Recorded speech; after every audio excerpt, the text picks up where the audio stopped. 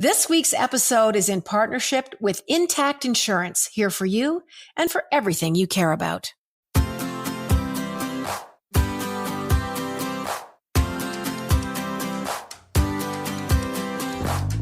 Well, hello, everyone. It's the Jann Arden podcast. I'm here with Sarah Burke, and I'm also here with Adam Karsh, and they are in Toronto. I'm in Calgary. I'm in Springbank, Alberta. Yes, some people call it Sperm Bank, but I'm still here anyway. How are you guys? Doing great. I'm good. How are your friends? Every morning I feel like you have friends waiting at your window. They're here. I actually didn't feed them this morning because I had a doctor's appointment. And I raced out the door and I was taking Poppy. Poppy isn't here today. He's still at Nadine's house because I thought I'll go to the doctor's appointment, then I'm going to go home and I'm actually going to have a quiet podcast. First time ever, folks. You know, I listened to last week's and I was like, holy mother of hell. The dog is stealing my thunder. Anyway, he loves it there. He's got a dog to play with. And listen how quiet it is. Hey, hello. Hello.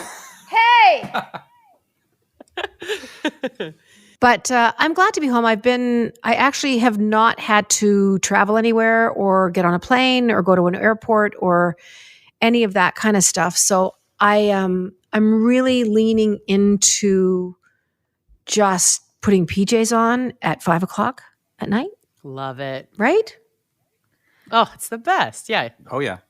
It's kind of a COVID thing, I think, that started happening with people kind of getting in their leisure wear and getting, like, sometimes it's 3:30 and I'm like, is it too late to do that?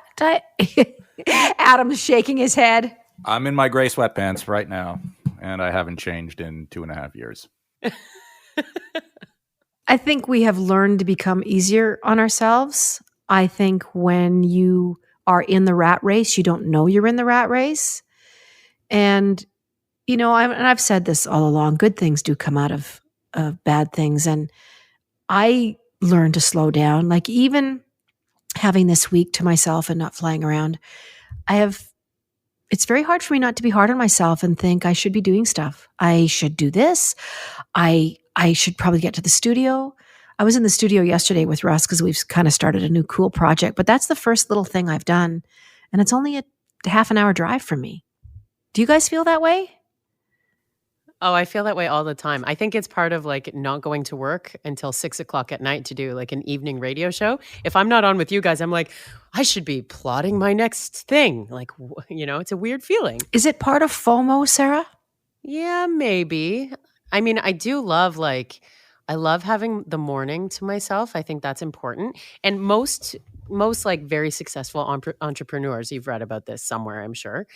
They have like a morning routine that they are uninterrupted, or parents who, wake up at 5 a.m. to have an hour or two before their children wake up. Mornings to yourself are good. Tell me about your routine, Sarah. Tell me the Sarah Burke morning ritual, because I really am curious. You know, some people go off like a shotgun. It's like spring out of bed and the day starts before they've really even had a time to assess, am I rested? Tell me about your morning routine. I am a very routine gym person. So I honestly wake up 10 minutes before I'm lifting a weight. Like, wow. I fly out of here. Well, when you go to the gym, like, you're not getting ready. You're throwing on your sports bra and you're out, right? But I mean, are you just leaping out of bed and going to the gym? Do you have a cup of tea? There's got to be something in between, right? I hit the go on the coffee button while I'm brushing my teeth. And then like I'll bring the coffee on the drive with me to the gym and have it with me like while we're seeing what the workout's going to be for the day. But I do my slow down after the gym. I just like come, I sit here, I look at the lake, I look at what I need to do for the day. Maybe a meditation, a little bit of like, cleaning or putting things away. I like things to look neat. I don't know if you, I have a lot of laundry behind me right now, so I didn't get to that today.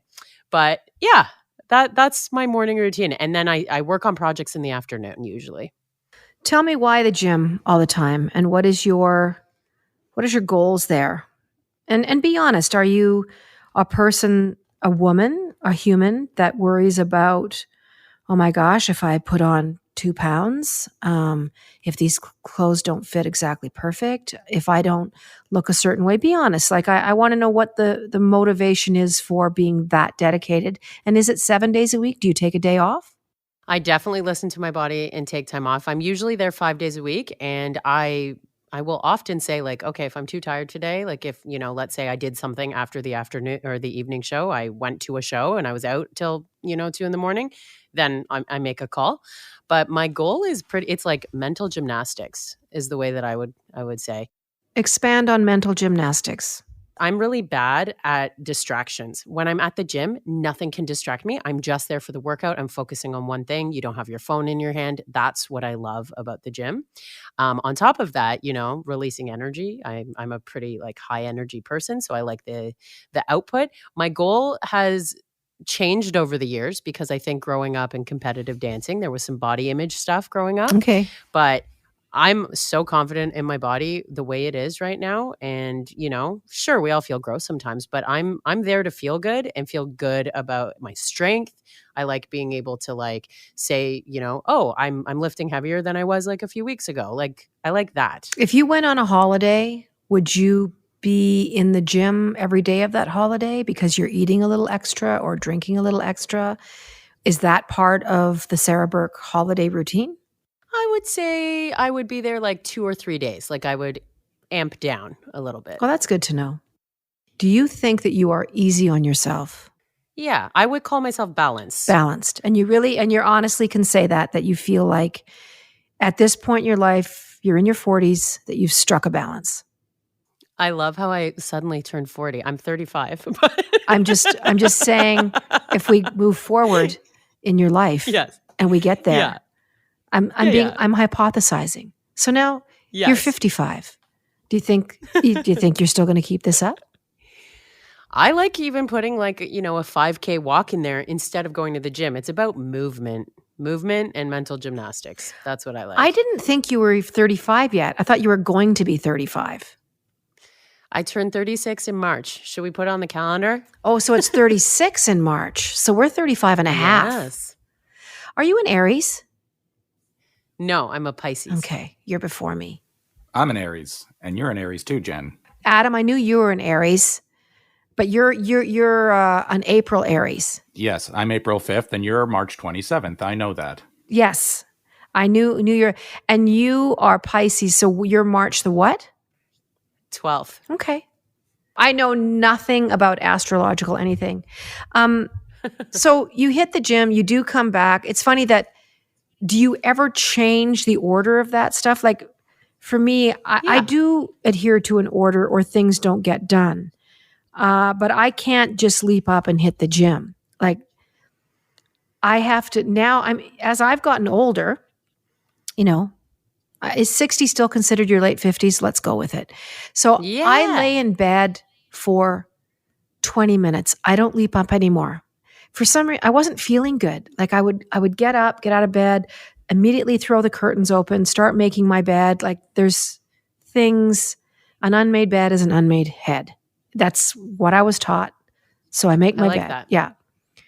I just can't. I cannot get on with my day without making the bed. Like I will miss a flight because I need to make my bed. Do you know what I'm saying here? And I'll have a cup of tea, always Earl Grey, always with plant milk, always with the stevia sweetener. Like there's just things. I listen to the news a couple times a week. Before COVID, I stopped doing that every day because that wasn't good for me. Like the other day, someone told me about Colorado, which we're definitely going to talk to our guest about the Colorado shooting today. Tommy Smythe is going to be joining us later. I should have said that right off the bat. But so that happened. And then 48 hours later, another shooting happened in Virginia at a Walmart. And I didn't know about it until like an hour ago today because I didn't listen to the news yesterday. But yeah, the routine for me has changed as I've gotten older. And I wonder if you will change up how you hit the ground running. Like maybe do your meditation first, maybe.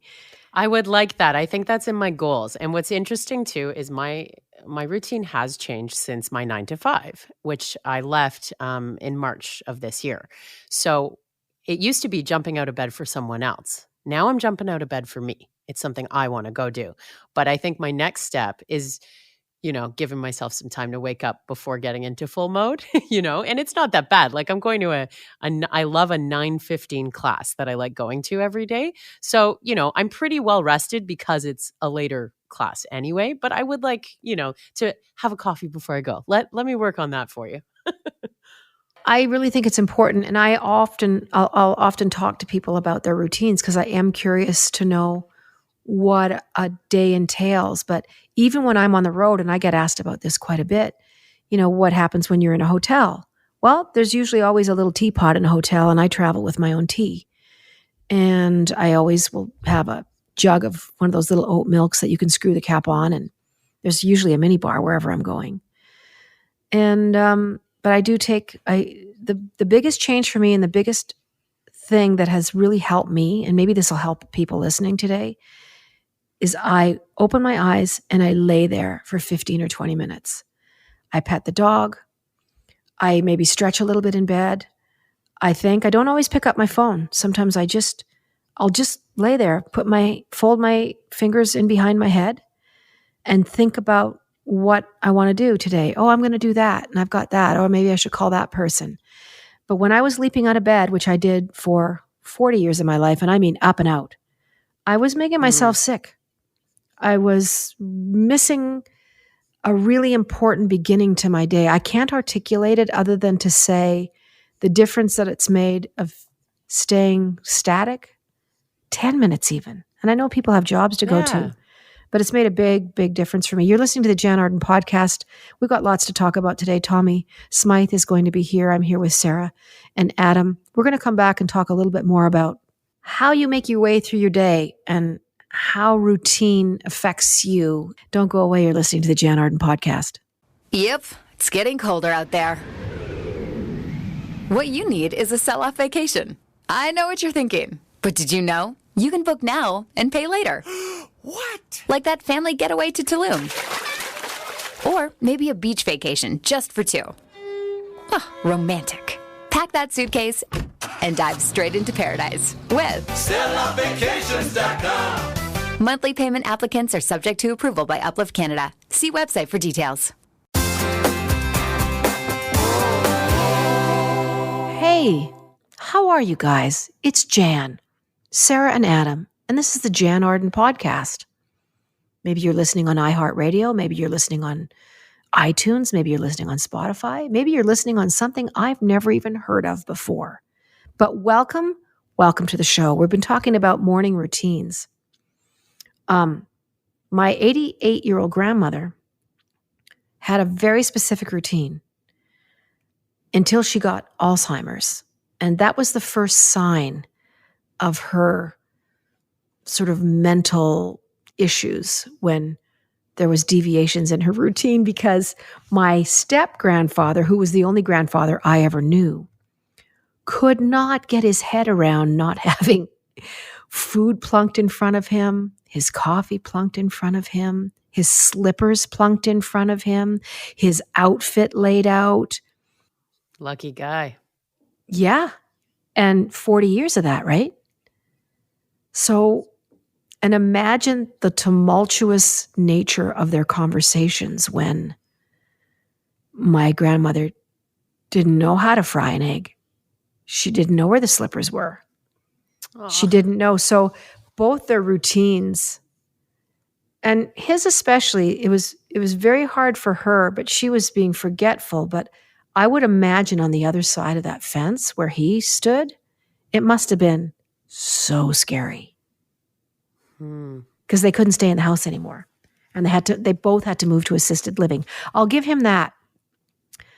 He picked them up and he moved them both into, they didn't have someone come in their rooms and administer any kind of medication or anything like that. It was easier for him to deal with her. But they did have meals prepared, so he knew she couldn't cook for him anymore. But how heartbreaking. It's so hard being a person, isn't it, Adam? It's hard. It is sometimes. Yeah. What's your you have a morning routine, obviously, because you got girls. Sure. I take my girls to school every morning, and my youngest she's chipper. If she went to bed at 2 a.m, she'd still be up at 7. That's I me. like that kid. Yeah, I bet you it she's is. good to go. My older one, who's 11, sleeps in like a teenager, and every single morning, Ellie, wake up, wake up, wake up. Well, she's 11. She's 11. Yeah, totally. She's a good kid, and she listens, but it takes her a really long time. Do you pull the sheets off? I have to know. Do you pull the sheets off her? No, I don't. That's just cruel. No, I don't do that. I do open the door and I dim up the light so that she wakes up. And then it's come down, come down, come down. And I say it 50 times. And then to my other daughter, put your socks on 50 times. And then we're going to be late another 50 times. And then we get out the door. You're already prepared for Alzheimer's with somebody in your family. You're already doing the prep work. Because I could have placed you in my shoes. Come down, put your socks on, eat, that's your juice. I want to talk to you guys about food rituals in the morning, because we talk about food a lot on this show. Yes. And I know that I have go-tos that I don't deviate from very often for breakfast foods. Why breakfast foods are breakfast foods? Because let's face it, you can eat whatever the F you want in the morning, but that's not how our minds work. So Sarah, you're going to the gym now on a cup of coffee. I don't know if that's healthy or not. I have no idea. I'm not going to comment on it. You're right. You're right, Mom. Thank you. You're right. Well, I could be your mother, so screw you. I could have had you at 25 years old. Your mother's probably younger than I am. What does that look like? You come home from the gym, and what do you eat? The big brunch. And I love it so much. You're right. I don't stray away from it very much. I love my eggs. I'll have 2 eggs. I'll have turkey bacon, 2 pieces of turkey bacon. Uh-huh. A piece of, I have this like quinoa bread that I like, avocado and tomato on it. I love it every day. And you pretty much have that. It's hard. It's hard for you to get off of that, isn't it? Oh, I love it. And it gives me all the things, healthy fats, protein, right? All the things you want right after the gym. However, if I've been super on my meal prep game and I prepared, let's say, banana muffins, which I did this week, I will have a banana muffin on my way to the gym. I put like some protein powder and stuff in the muffins. And that's better for the workout situation, which I agree. Adam, what's your, I know we've talked about breakfast before Sarah was part of our show. What do you eat in the morning? And I know there's something that's repeats itself. Yes, I would say I do have a rotation. My go-to is toasted rye bread, a fried egg, a slice of cheddar cheese, 2 thin slices of tomato, and either arugula or shaved iceberg lettuce. You fancy, Adam. Not bad, fancy. Salt and pepper. Is that every day? It's a lot. But do you have that every day? Almost. Sometimes a smoothie. This is a great place to jump in. Tommy Smythe is just joining us. Tommy is an exceptional human being. I have been very blessed to be able to call this man my friend over the years. Kind-hearted, exceptionally talented, altruistic, supportive, kind, generous, forgiving, all those things. He's been incredibly successful in design and art for many decades. I don't know, I met his mom a couple weeks ago, and I'd like to think she's got a lot to do with it, which I'm going to ask you about. Tommy is a staple on television. All kinds of programs. I'm not going to sit here and list them off. If you want to go onto Wikipedia and find all the stuff that he has been involved with, you do that. We don't have time for that because we want to talk to Tommy. The greatest purchase that I've made in the last 3 weeks is this beautiful metal, decorative, gorgeous bowl that Tommy designed. It is made from all recycled things. I'll let him answer to that. But it is part of Urban Barn's Tommy Smythe collection of some beautifully curated pieces that you can go walk to an Urban Barn right now and check them all out. Tommy Smythe is with us today. And what a pleasure it is to have you on the podcast. Hi, Tommy. Well, I'm very happy to be here. This is my my first time on your podcast.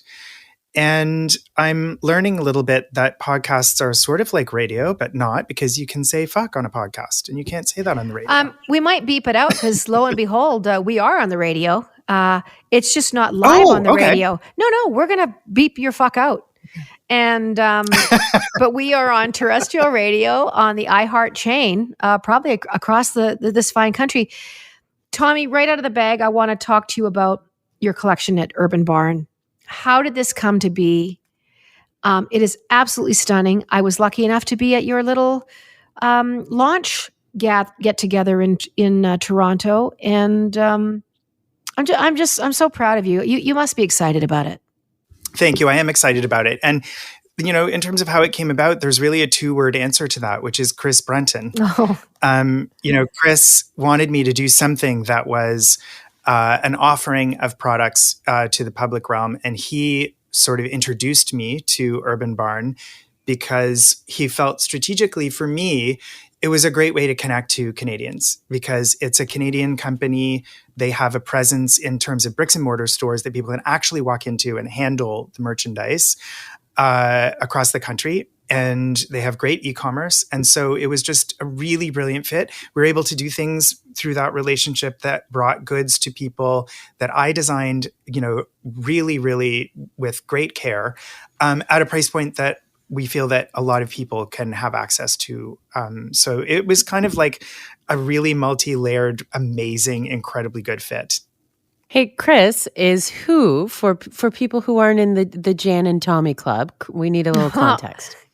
Chris is he's worked with me for 18 and a half years. He's been my road manager. I hired him when he was 21 years old out of university. And he's such a creative guy. I mean, he was taking business and law and all kinds of things, but in marketing. But him and Tommy you guys have been working together for a couple of years. Well, you loaned him to me a couple of years ago. Well, he's not a loaner. I think you're loaning him to me now is how this is working out.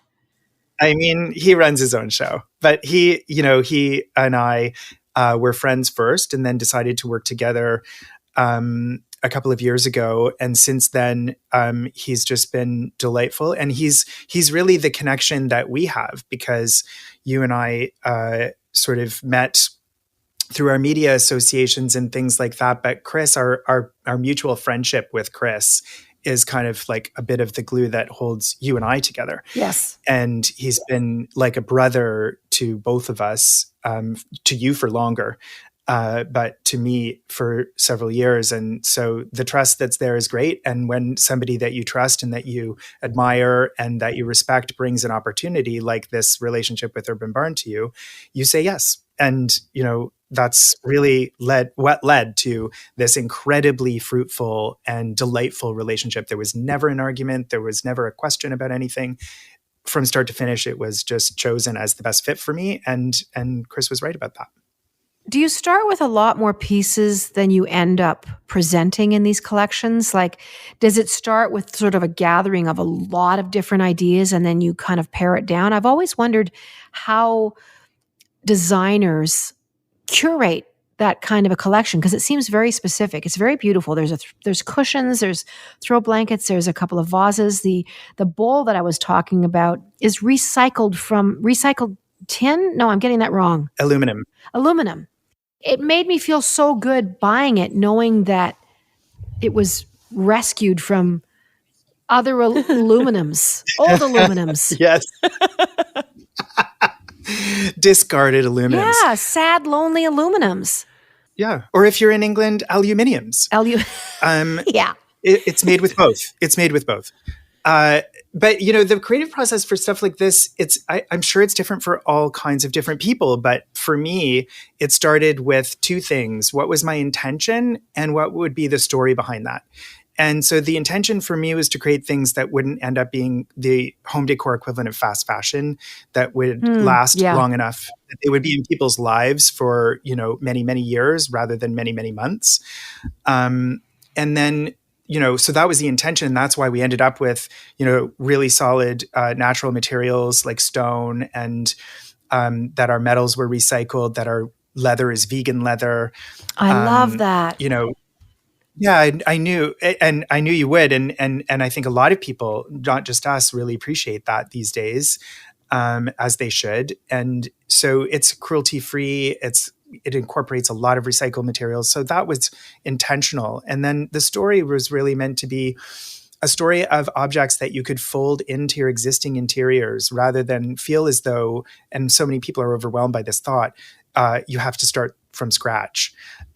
So we use black and sort of neutral cognac tones and grays and warm metals, metallics, so that if you wanted to buy 2 pieces, they're going to go into your house easily. Yep. If you want to buy 10 pieces or 22 pieces, yeah, sure. That'll be me. That's going to be me. Oh, that's so nice. You're so supportive. I know. I want to say actually publicly in this forum that Jann went out and bought retail, even though 2 of her friends actually created this collection. She can get free stuff from Chris and free stuff from me. She actually went to a retail store and bought merchandise. You should have seen us going down the street. We had our 2 dogs. We went into the store. I think the clerks were like, "Oh my God, is that her?" And I was like, "Are the dogs okay? We love having dogs in here." I beelined it for that beautiful aluminum recycled bowl, cruelty free. Mm-hmm. And it's heavy. He's like, "We don't have a bag to put this in." I'm like, "That's okay. I have my own bag here." And I handed it to Chris. And we looked like a sight gag going down the street with the dogs. I looked like I'd been like working in some kind of a factory. And we marched about, 5 blocks back to my condo, which I should preface by saying Tommy and his amazing team, Laura Fremont, some incredible craftsmen, took my concrete box, because that's all you get for a certain amount of money in Toronto. And it is, Tommy, he can tell you, I cried when I walked in. I walked in and I burst out crying because it felt like home. Yep. And then you felt compelled to tell me that you weren't crying because you were upset. You were crying because you were happy. I knew. I thought he might go, "This is the worst reveal ever." Yeah, she's mad. I think I learned a huge lesson because I didn't realize the importance of what's around us and how it affects us emotionally. Yeah. And you really drove that home. I mean, home is home. You get used to your stuff. You drag it around with you. By the time you're 20, you keep bringing certain things forward. Oh, I can't get rid of that. But walking into a place where everything was new to me, basically. There was a few little things from mom and dad, but you incorporated those all in so perfectly. Where do you get the inspiration for design? You get it from the client. And one of the things that I am so proud of in terms of the business that we run is that if you look at our website, all of the projects that are in our portfolio section are very different. And that's because all of the people we design them for are different people. So the number one, aspect of what I do that is the most important thing is knowing the client well enough that when you present that client with a finished product, it's reflective of who they are rather than who I am. And so, what your listeners should know about Jann as a person, as a human being. I mean, that intro to me was so generous, and I'm about to reciprocate, because when we started our business, we started it about 2 weeks before the first lockdown. That's not something I would recommend. And we didn't know that was going to happen. And Jann was one of the very first people that called and said, "Let's do something." And so this was a pandemic project. It took probably, I would say, a year longer than it could have, would have, or should have if there had not been a pandemic. Well, we couldn't even get you in the building.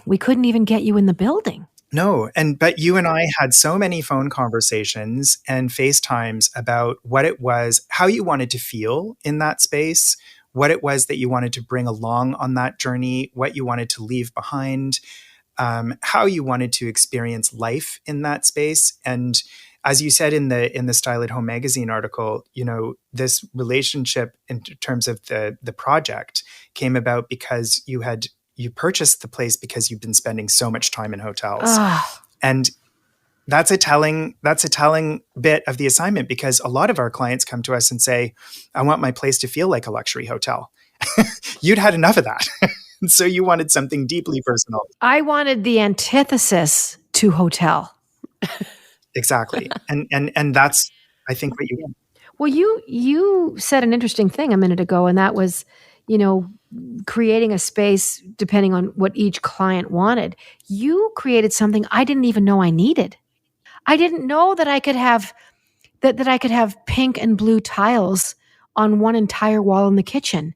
I didn't know that I would like a rug pattern that was, you know, contrary to a chair that was shades of green and, you know, just rusts and like a 70s thing. And when I walk in there now, I'm like, this, I belong here just as much as I belong at home in Calgary. And I was spending 10 days a month in hotels in Toronto, and I had for 25 years. Think about the money, you know, that you throw out the window. But I wanted to ask you, and this is going back a fair ways, of having had the chance to meet your mom, how did she support you, and how was little Tommy with your mom, and how, like, she just seemed like a magical unicorn charmer to me when I met her at your opening.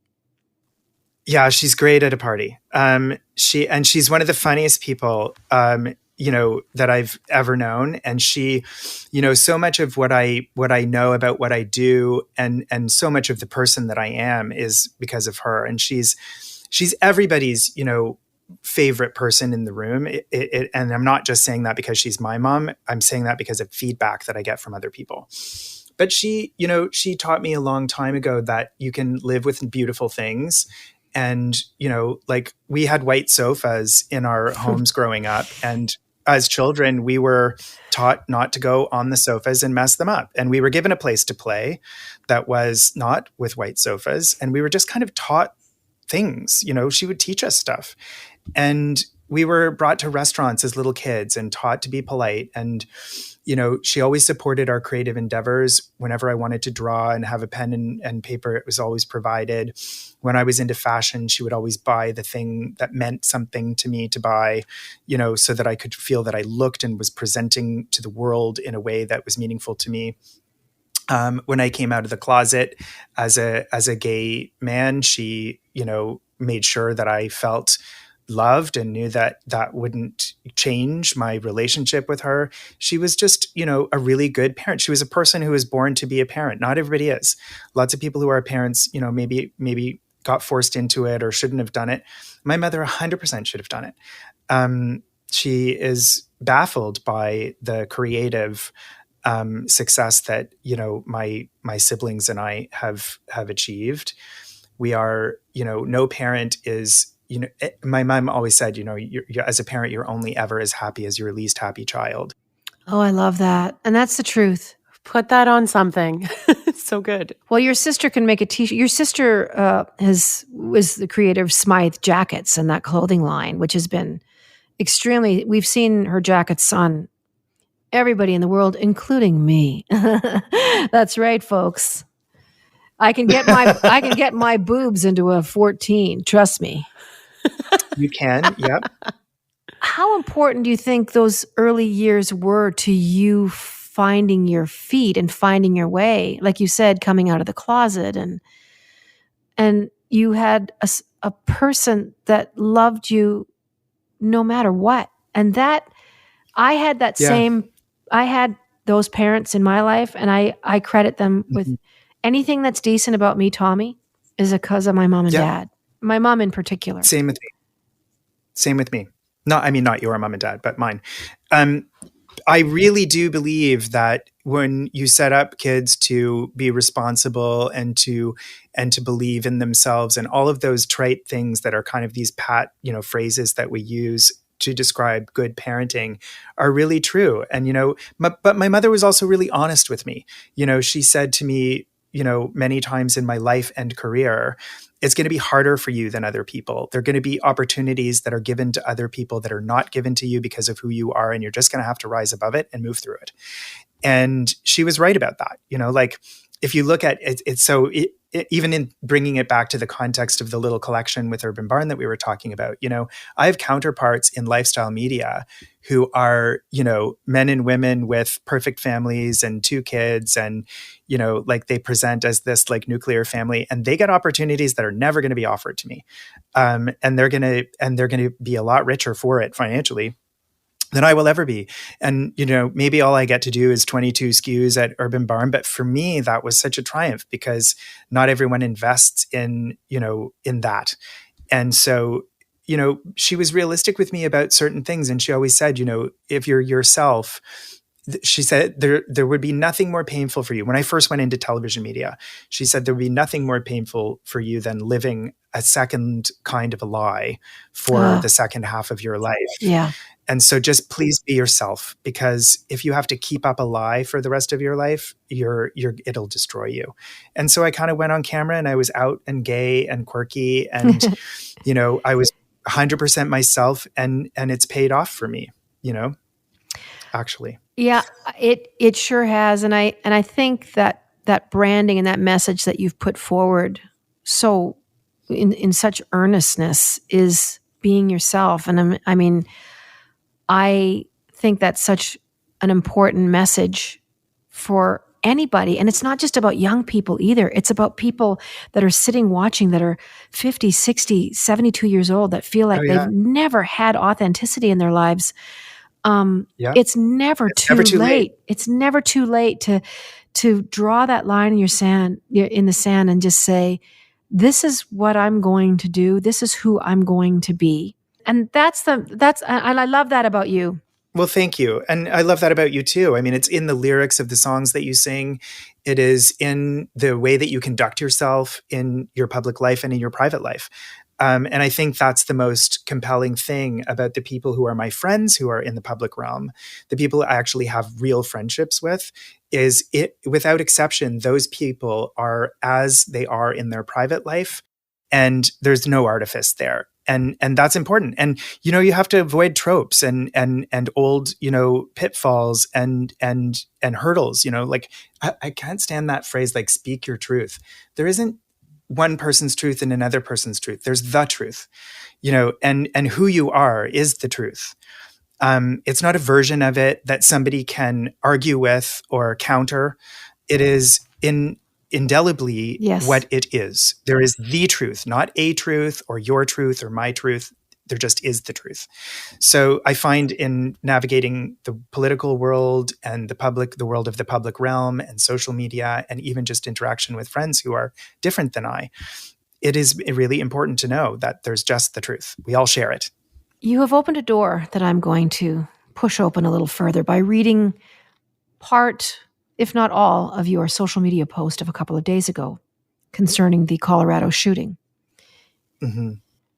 Courage is not the absence of fear, but rather the assessment that something else is more important than fear. And that was a Franklin D. Roosevelt quote that you started your post with.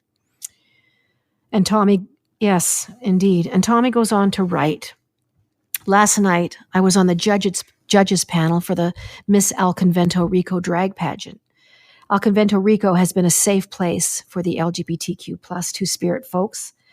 That's me, if you're new here, and that was in parentheses, in my hometown for 30 years. Last night, as I sat down in my chair to prepare for the night's proceedings, I took a moment to look around. I was next to a raised stage, skirted in black fabric, close to the back, side door visible. I played through my mind what a fast exit would look like and wondered for a second how able I would be to pull the person next to me down to the ground and under the platform if I had to. To those who felt safer staying home last night, I want to say that that is a totally appropriate reaction. Terrorism works. That's why they do it. Protecting one's physical and mental well-being in whatever way feels safe is exactly what we have to do right now. There is a wisdom in it. And to those of us and our allies who walk into queer gathering spaces in the coming days and weeks, I want you to know that my whole heart is in your chest, right there, next to yours. Maybe with enough hearts the ones we possess, and those loaned to us, we can be, if not bulletproof, perhaps courageous enough to keep fighting for our humanity, our dignity, our safety, and our future.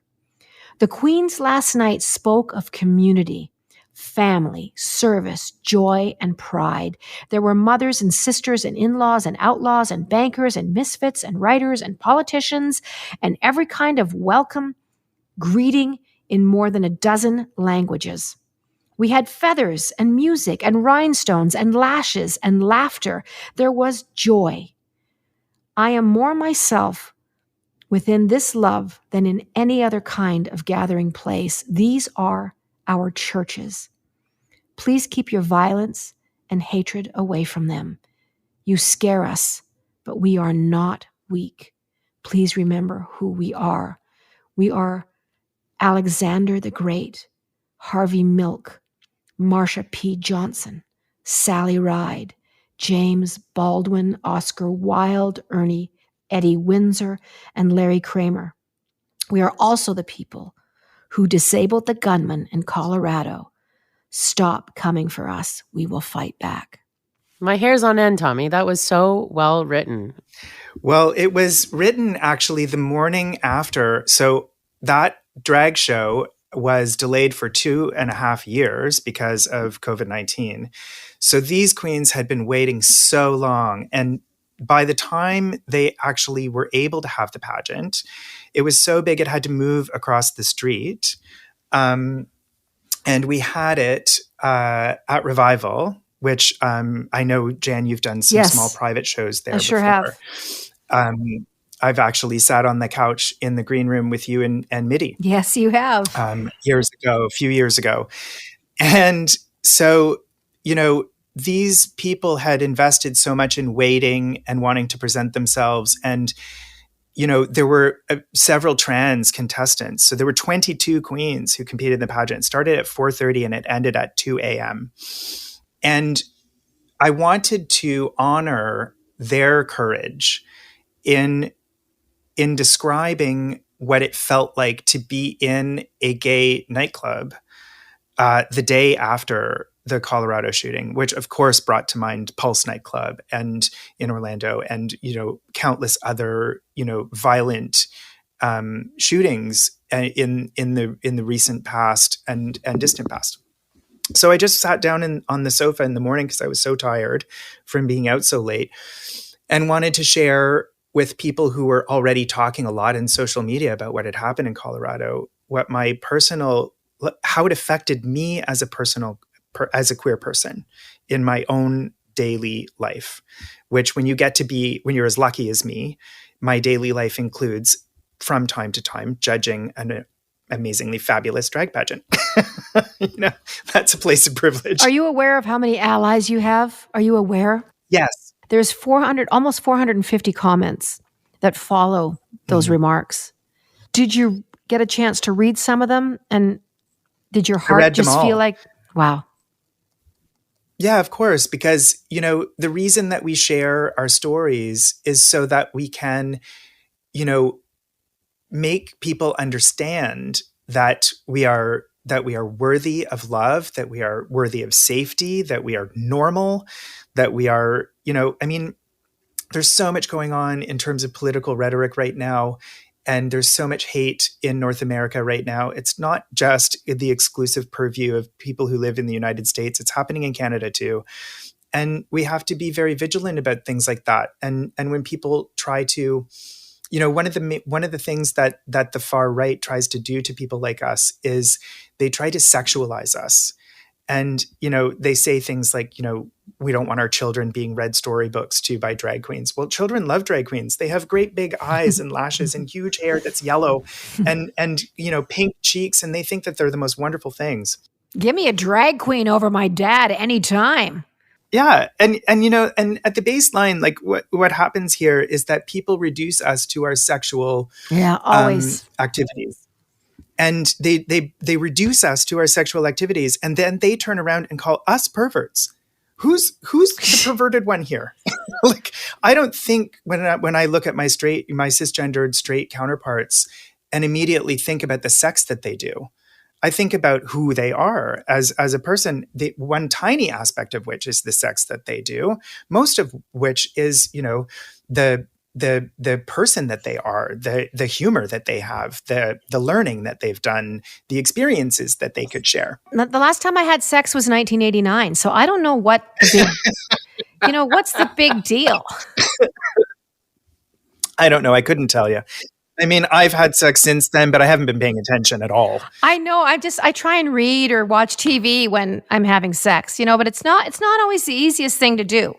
No, it's messy and it's gross, and we should talk less about it. The us and them thing, it is a very kind of a tired out story that we have to retelling over and over. And that list of names that you mentioned, all these That's people, just a James, few. I know James Ball and Harvey Milk, people that fought so hard for gay, lesbian, bisexual, trans, two-spirit, the whole community. My mom used to call us the alphabet people. The alphabet people. Yes. And here we are having these same conversations in in the 20s, I guess.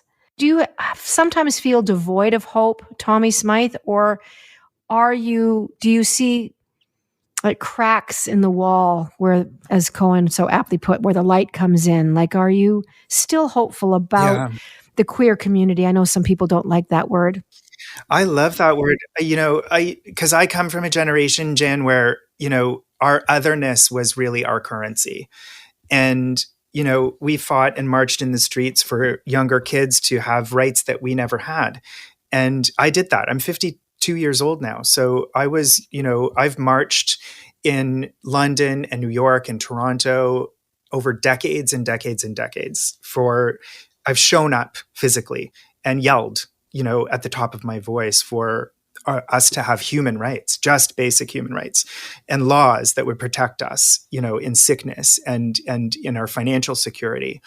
So, yes, I always have hope. I mean, I've never lost hope. Good. Because I don't think that we're a community that is capable of that. And I think that's what these people who keep coming for us need to understand, is that we will fight back. We're not, look at the history.